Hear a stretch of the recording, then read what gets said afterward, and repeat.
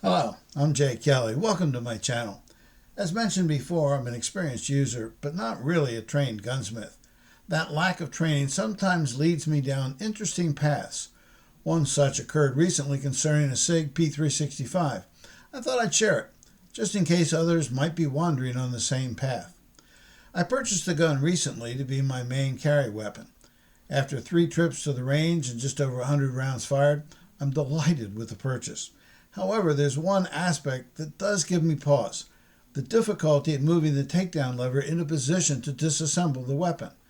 I follow all the defined steps, but still find it extremely difficult. Here's the gun.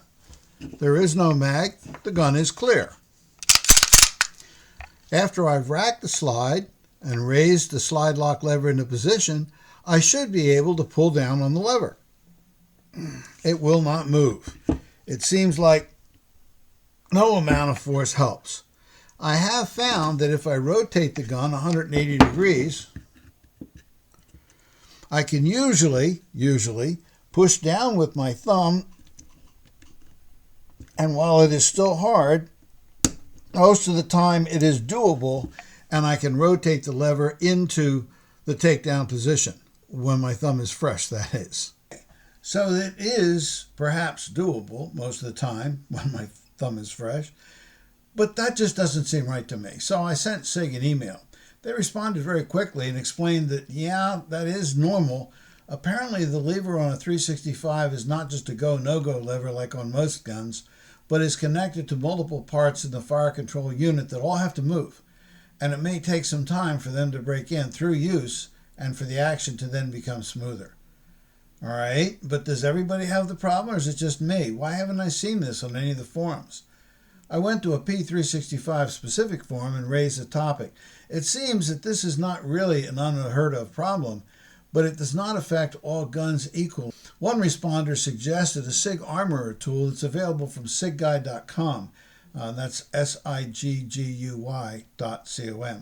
I checked out the site, found the tool. It seemed to be a little bit expensive in my mind for such a simple fix. But then again, it's a tool designed to assist with many functions on both a P320 and a P365. So that makes sense. It would be a little bit more expensive. I sent them a note just to make sure that it would in fact handle the takedown lever on a P365. They responded very, very quickly that yes, in fact it would. So I did order the tool. Here it is. Note all the sections cut out on both sides and the included push pin of the appropriate size. They've got an excellent video on YouTube concerning how to use all the various aspects of this tool, so I'm going to limit myself to just showing you how it handles the takedown lever.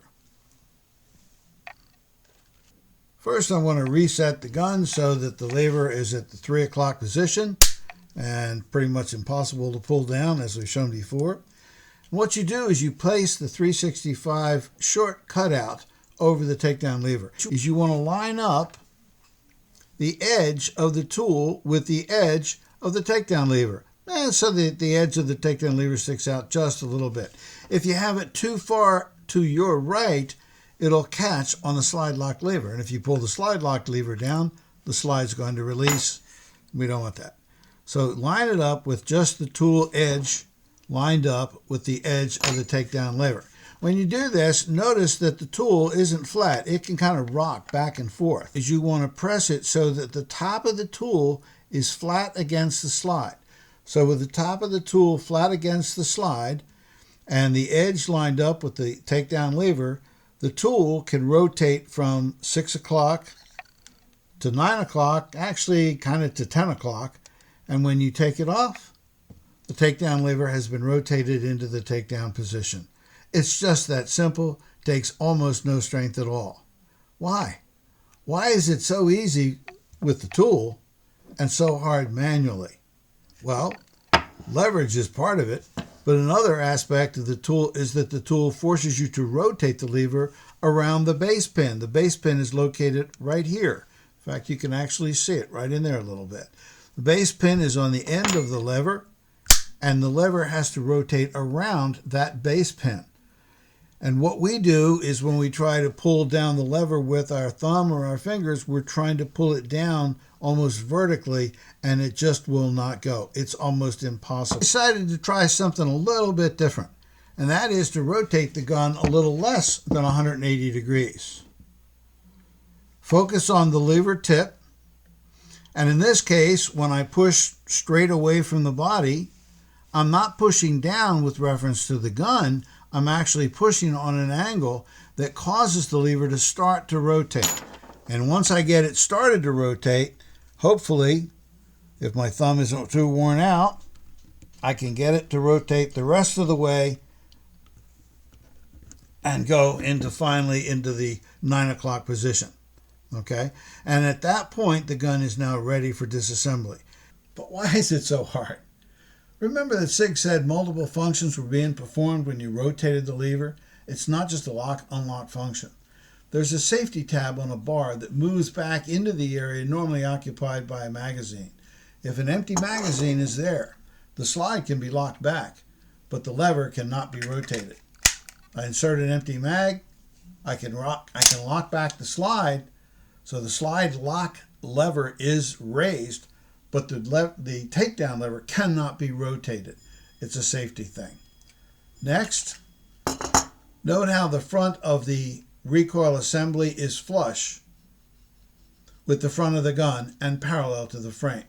I'm going to use the tool and rotate the takedown lever into position.